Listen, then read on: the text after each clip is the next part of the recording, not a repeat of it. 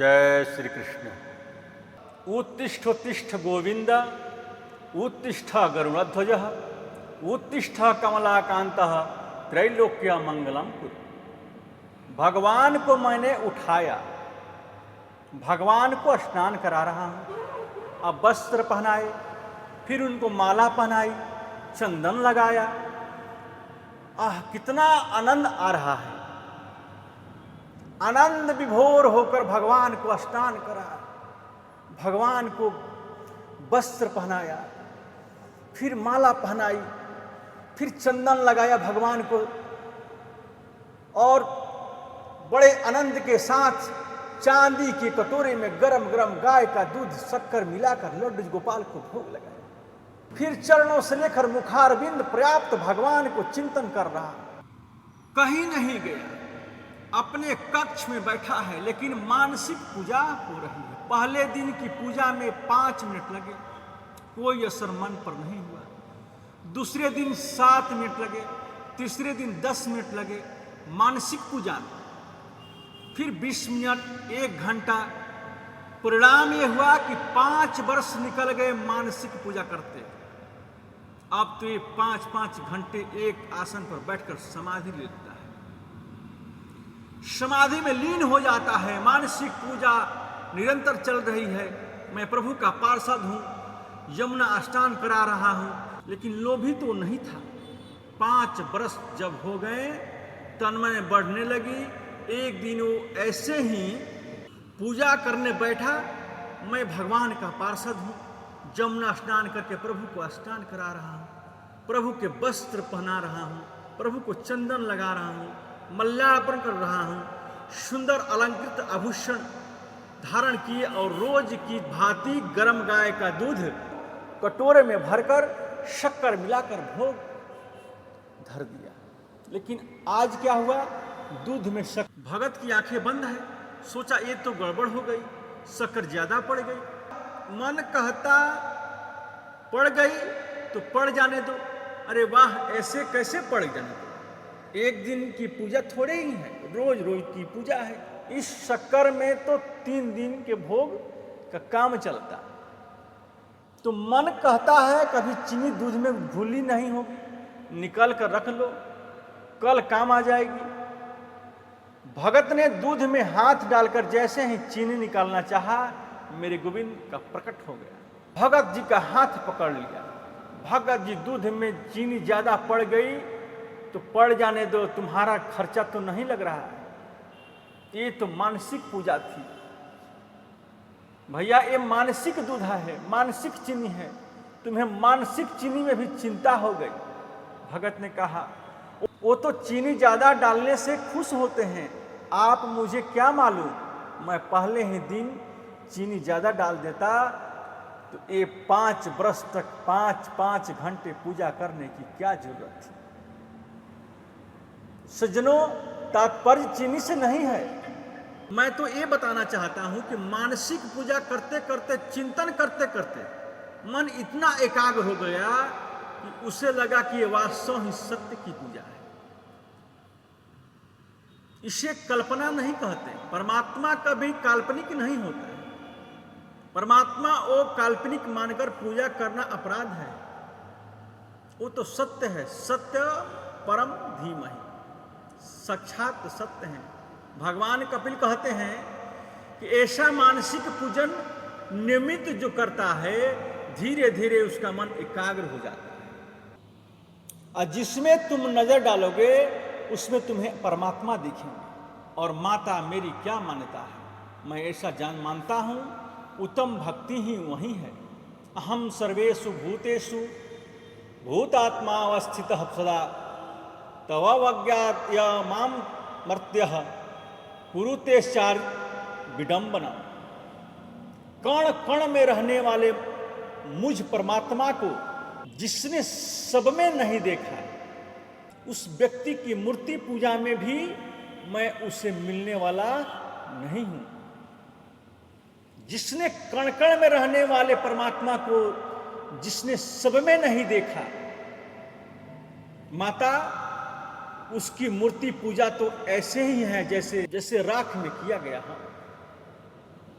मंदिर हम जरूर जाएं, मंदिर में वह परमात्मा की अर्चना करें, परमात्मा का वंदन करें, आरती करें, लेकिन ये बात मन में जरूर बैठाएं कि जो परमात्मा मंदिर में बैठे हैं वो कुत्ते में भी हैं, वो गधे में भी हैं, हाथी में भी हैं, वो बैल में भी हैं, वो गौ में भी हैं, वो हर जगह है, हर कण कण में परमात्मा का वास है। भगवान कपिल कहते हैं कि माता उत्तम भक्त तो मेरा वही है, सिया राम मैं सब जग जानी, करहु प्रणाम जोरि जुग पानी। जो ऐसा नहीं मानते हैं वो महा अज्ञानी है। कई लोग अपने शरीर को हष्ट पुष्ट बनाने के लिए जीवों की हत्या कर देते हैं। ये पाप है माता, उससे नरक की यातना भोगनी पड़ती है।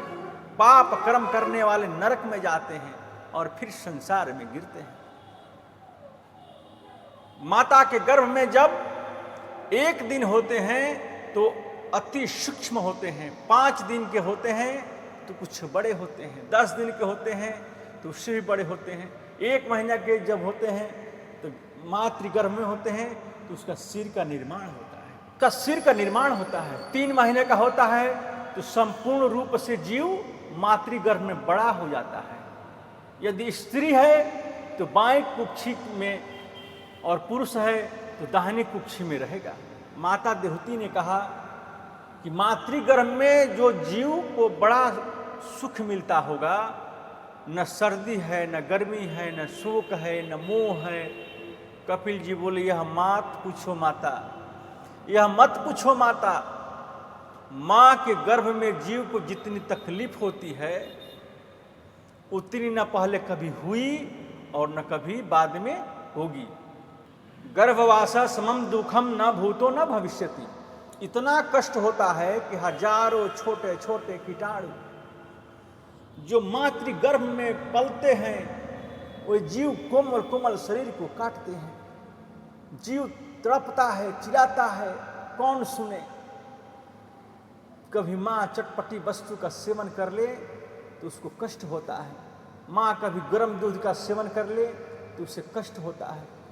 7वां महीना आते ही जन्म जन्मांतर के कर्म उसको याद आते हैं और भगवान की स्तुति करता है। परमात्मा से कहता है कि हे भगवान, एक बार मुझे गर्भ से निकालो, गर्भ से बाहर करो प्रभु।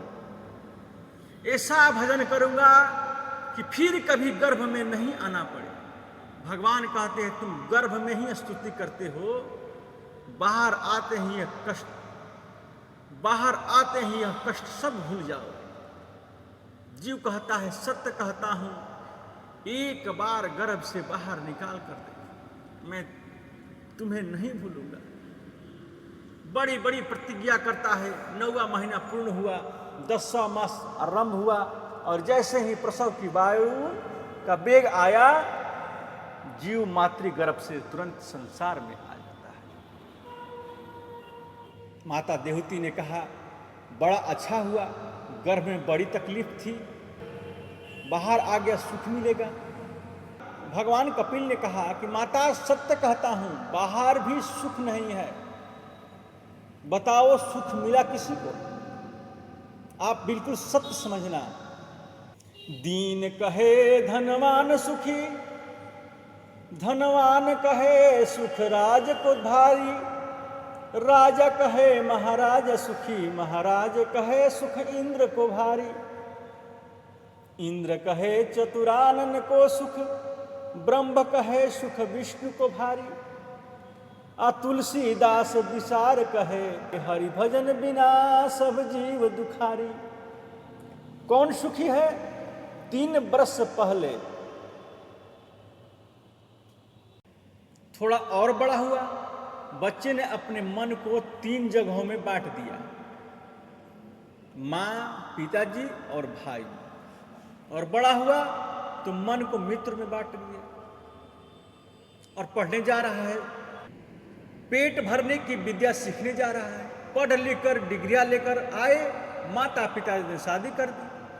अब तक माता की ममता थी, पिता में अनुराग था, सारी ममता और अनुराग की डोरी लेकर अब श्रीमती जी के चरणों में बांध दिया। अब तो हाई कमान का जो आदेश होगा वही होगा। जो अवस्था ऐसी बीत गई, बुढ़ापा आया तो रोग ने ग्रस्त कर लिया, और जैसे ही जीव आता है वैसे ही चला जाता है। पुनरपि जन्मम पुनरपि मरणम, बार बार जन्म लेता है, बार बार मर जाता है, बार बार माता के गर्भ में आता है। इस आवागमन से छुटकारा मिल ही नहीं पाता है। इस संसार की विषय परिस्थितियों में हमें यही शिक्षा लेनी चाहिए, माना कि कर्म सभी संसार की करे, लेकिन परमात्मा के प्रति प्रेम करने के 3 साधन हैं। भक्ति की 3 धारा है।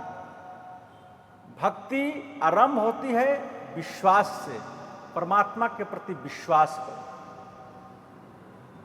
बिना विश्वास के भक्ति नहीं होगी। यदि विश्वास नहीं है तो आप जितनी भी पूजा करिए कोई लाभ नहीं मिलेगा।